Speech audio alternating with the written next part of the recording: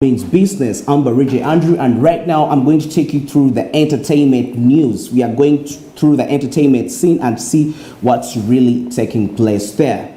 Before we kick off something, currently there have been claims for the writers of the books of for those of you who have watched movies like Spider-Man, the writers have come to claim that actually the Marvel is being sued for not paying them some money from the profits it's made from those movies. The claims were filed by the writers saying that when Marvel makes these movies, when they make this money, they don't give them any money. Yes, and currently that's what is on ground lately in the entertainment soon.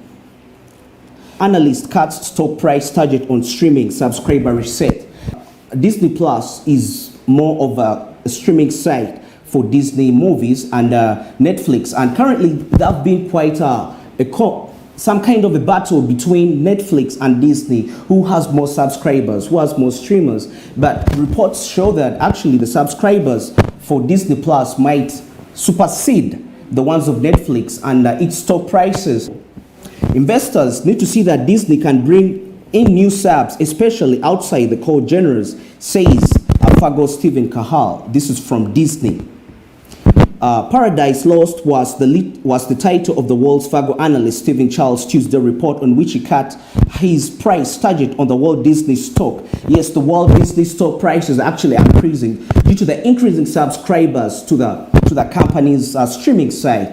We've noticed that so many movies these days, like when they're being released, they don't go theatrical. What they do when they release the movie, they go straight to the streaming site of the company. And Disney has been really doing quite well. And currently, they have just settled a dispute with Scarlett Johansson, where Scarlett Johansson claimed that actually when her movie, The Black Widow, was released, was put straight to the streaming site before completing the theatrical move, the theatrical 45-day window.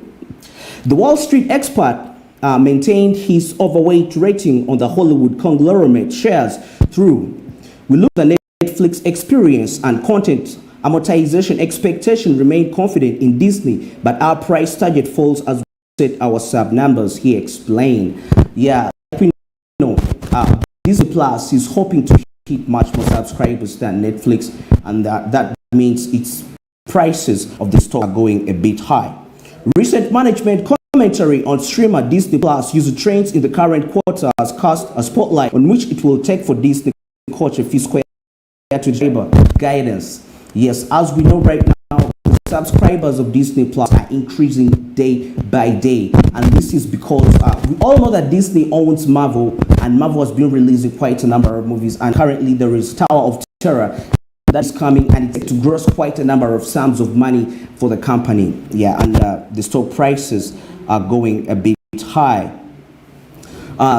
Disney CEO Bob Chapek followed a recent investor conference. There was an investor conference. The CEO of Disney called that conference, and in that conference, he was being confident about the subscriber growth, like the subscription growth being on a high rise. However, this being on a high rise due to streaming of movies, it has caused conflicts to movie theaters in America, simply because when movie studios make movies these days, what they do, they just go straight to the streaming sites, and the theater market has been really put down. Then, talking about other stories in the entertainment, the CEO of Universal Pictures, one of the top movie studios in America, has come up to say that Universal is planning to go streaming. Universal Pictures is one of those movie studios that have been known for going the traditional way of doing movies the theater way, whereby what they do when the movies are being released, they go to the theaters, because we know that when movies go by the theater and people go to the box office and they buy the tickets, a movie seems to sell much more money. Currently, Universal Pictures is in talk with Peacock, a streaming site, whereby Peacock is going to be streaming Universal movies. Universal movies, we know that they have been streaming on HBO Plus, yes, but now they've gotten much more rights to go to Peacock to expand their streaming service. And she further goes ahead to say that what is going on in the industry currently, whether the pandemic was there, whether or not, this has been the norm. Streaming has been the norm. One of the that come up to lead the streaming site is Netflix.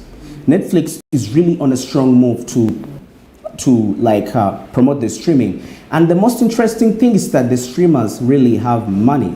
So we don't know where this competition leaves Universal Pictures in this race, whereby streaming is really very, very competitive. We know Universal Pictures has been producing movies like Fast and Furious, the franchises. It has been releasing many movies, Another Day to Die, that's James Bond, and quite so many.